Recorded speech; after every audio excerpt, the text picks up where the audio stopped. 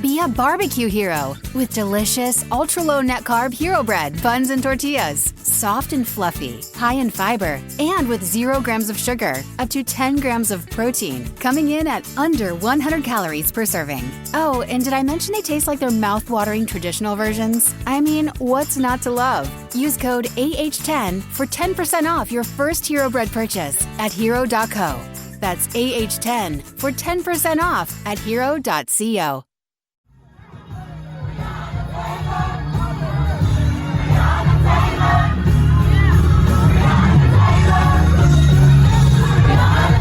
This is Make It Plain. MIP With Masamela Matfumo. Mark Thompson. Make It Plain. Get woke.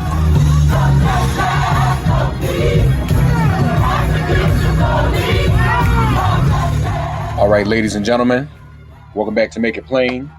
Joining us today, we're always happy to have with us from Color of Change. And you know, Color of Change is they were very helpful in terms of mobilizing people to get this vote in the Judiciary Committee, mobilizing people to contact their members of Congress. We're appreciative of that. They're so vocal in so many things, but we want to talk today particularly about police violence. The defense has rested in the Derek Chauvin trial. But anyway, let me just get right to the point and bring our guest on, because I know we want to definitely hear from her. She's the Vice President and Chief of Campaigns for Color of Change, our dear sister Arisha Hatch. Hey, how are you? I'm good. I'm as good as I can be. Thank you for having me. And I know you keep him busy. Yes. Is that Billie Holiday behind you? It is. Did you like the movie Andre Day? Did you enjoy that? I did. It was good. Yeah. It was good. And I think she really did a good job channeling her too. Mm-hmm. I thought she did great. So I'll ask you in general, and then we'll get into some specifics. Your take on the trial and where it's headed. And I'm scared because we've seen this movie before, Arisha. I am afraid that this might be another officer that gets off on a technicality. But what, am I being too pessimistic? What do you think? I mean, I don't know if you're being too pessimistic. It would be a big deal for there to be a conviction. We've seen so few convictions of police officers in this country. And so to that extent, it's still making history in a way. I think there is better positioning, there are better conditions for this trial, having an attorney general in the state like Keith Ellison, who we know sort of shares our values. It feels like they put on, a competent prosecution. I was infuriated by the defense and the things that they're trying to work up. And obviously we have no idea who the jurors are or, how they're receiving this from their end. But, we're just in not only this trial matters, but like what's happening right down the street matters. What's happening across the country in terms of this conversation about policing and safety. We're back here again. Yeah. Has anything stood out to you in the trial that you think is going to be helpful in getting a conviction? I think the prosecution has done a pretty decent job, don't you? Yeah, I think they did a decent job of putting up a combination of witnesses, those that really knew George Floyd and can paint some human, give a human picture, because, this 9-minute video has become so famous, right, in terms of the way that people think of him and see him. I thought the bystander witnesses early on in the prosecution's case were just so compelling. And it took such great courage to put themselves out in public under scrutiny. And I thought so many of them were just so brave to show up in that way. And yet we saw the defense try to blame them. Yeah. And so I thought there was lots of medical testimony. The defendant deciding not to get on the stand, I think, is a big deal. But, we'll see. We'll see what happens. The defense tried every way they could to make it seem like it was something else that caused George Floyd's death. The alleged drugs, the alleged heart condition. but the defense was able to put on witness after witness, medical witness after medical witness to show that it in fact was none of those things. It was death by asphyxiation because the knee was on his neck. And then we see, I mean, it's something that just miles away. The same thing happens with Dante Wright. What do you think about that case and Potter, the officer? How can you not tell which is your taser versus which is your gun, Arisha? Well, I personally never held a taser or a gun, but people that have seem to suggest that you should be able to tell the difference. This was obviously a police officer who's had years and years and decades of training, so there's no excuse for that. But I think for me, once again, in the same way as I watched the video of the police officers approach George Floyd in May of last year, I asked the same question. Why are tax-paying dollars going towards paying people to stop people for not having a license plate registered or up to date? Like, why are we spending our money doing this when we know that it escalates into situations like this? And so I think it's deeply, deeply tragic. It is, for me, a reminder and a signal that, you know, this trial isn't going to be the end. No matter the outcome, it's not going to be the end of this conversation and fight. I feel so sad for that community, and also so proud that they are like keeping the story alive as they continue to protest. But it's hard to watch this over and over and over again. You all tweeted, so the city, Brooklyn Center, spends $9 million on police each year. And I think they only have, like under 50 police officers? Mm-hmm. What's $9 million for? Who knows? We heard during the trial that they spent $8.5 million training police officers that eventually killed George Floyd. I don't know what that money can't be being spent towards great things. It seems to be being spent towards lots and lots of equipment that needed in communities, and to basically pay people to do stuff that they shouldn't be doing, to collect more revenue for the city. More MIP after this message. That money going toward toys. And Arisha, Black people pay some of that money because we're taxpayers. Mm-hmm. And so that's the thing I've always said. Here we are, our taxpayer dollars support police departments that kill us. And, you know, and I know people all feel all types of different ways about defund and abolish. But think about this. We pay police to kill some of us. And then we also pay them not to provide services in our community. Mm-hmm. You know, I know people feel, well, we need the police. When you think about it, when African Americans call for police service or investigation or report a crime, a lot of times nothing happens at all.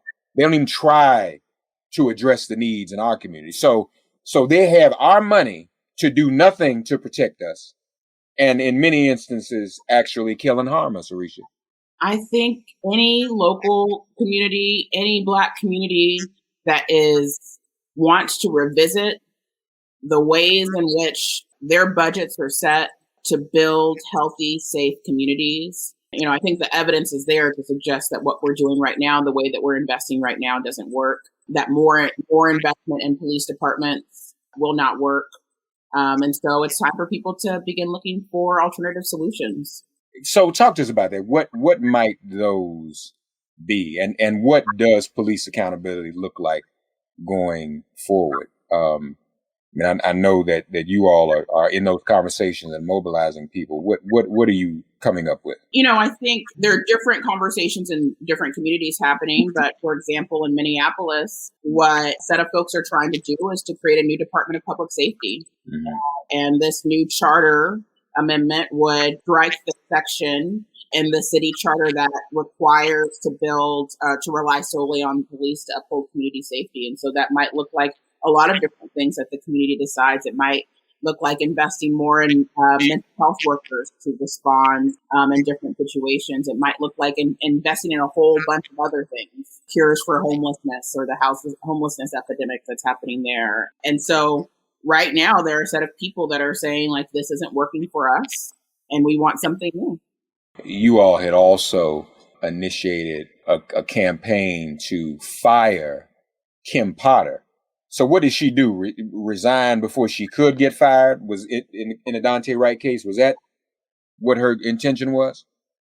I mean, I think we're early into really understanding what fully happened in this situation, but we saw a couple of things. We saw an immediate resignation, and we saw a dash cam video being released very, very quickly. Just to give a sense, that is not a normal thing to happen. We've been watching this other video of the officer who got pulled over in Virginia, right, held at gunpoint. And, that was video from December that we're just now seeing now. It is, they are obviously responding very quickly, I think, in an effort to try to tamp down some of the energy. But I think what we're seeing is that time and time again, there's little excuse for these types of encounters to be happening in our community. No question about it. And they're happening far too frequently. As you mentioned, the lieutenant in Virginia, you've got Dante, you've got the Donovan Lynch situation, another new situation down in Virginia Beach. And, it seems that there still is not enough happening to address this and change this. And I guess too, Arisha, one of the challenges is police are governed locally.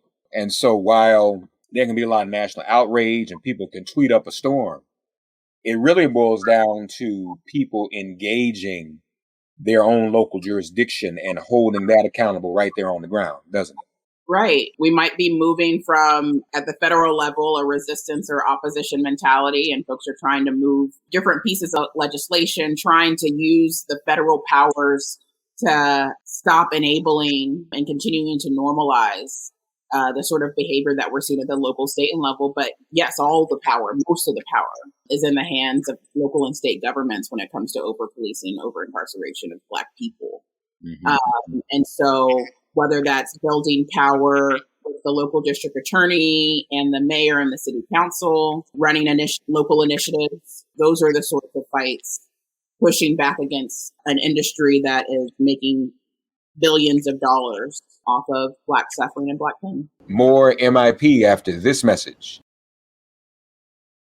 So how can people get involved with Color Change in terms of dealing with this issue of police violence? Are there specific campaigns you all have going on right now that people can get involved in? Oh, there's so many campaigns that folks can get involved in. You can find us at colorofchange.org. We've recently put out in the last few months a great website called at thepoliceunionplaybook.org, which goes in detail and gives a lot of great information about how police unions show up. We're seeing the role of police unions in this Dante Wright and the murder of Dante Wright, how they sort of show up in these spaces, or in the Chauvin trial, how they show up in these places. That's another place that folks can go and get a lot of information and continue to take action. But more than anything, what we can do is to keep these stories and these instances of injustice alive. It's so hard. So often I wanted to sort of turn off my TV or stop tweeting about it or talking about it. And yet we're still in a fight for our lives. Police unions. Yeah. So, I mean, that's a whole other thing. What do we do about that? How do we combat police unions and nullify some of their power to manipulate? Mm-hmm. I mean, I think the step that we're really looking at right now is beginning to educate people about how police unions have operated, how they've worked to defend police officers, the so-called bad apples that they claim only exist, in which they are making huge investments in politicians and candidates to influence tough on crime policies, to influence the type of military equipment that come into our neighborhoods. But they are one of the defenders of this approach to crime. And we must begin to sort of push back against the ways in which they continue to enable our communities to be so overpoliced. Yeah. Folks, we invite you to go to Color Change, and there are a number of things there. I mean, we're talking about police today, but there are a number of campaigns that they are involved in. Of course, they played an instrumental role in helping to get the Proud Boys kicked off of social media. That's just one thing. Reminding the world who's on trial. It's not George Floyd. They also are partnering in an effort, the Black Patients Guide to COVID-19 is also there, a campaign to eliminate student debt, a campaign to break up big tech, too much control, too much monopoly there. So all of that is taking place at colorofchange.org. Color of Change has made the biggest difference in terms of online activism, a difference unlike any other movement and organization. And we're so grateful for that. And as I said, they have also played an instrumental role in H.R. 40, the reparations bill. So we're appreciative of that as well. Arisha Hatch is the Vice President and Chief of Campaigns at Color of Change. Arisha, as always, good to talk to you, sister. Thank you for having me. Great to see you. Great to see you too. Keep up the great work. Thanks for getting woke and listening to Make It Plain. Please remember to listen, like, and wherever you get your podcasts, please give the show a 5-star rating. And please do spread the word. Let's all continue to pray for each other during this pandemic and this police-demic. If all hearts and minds are clear, it has been made plain.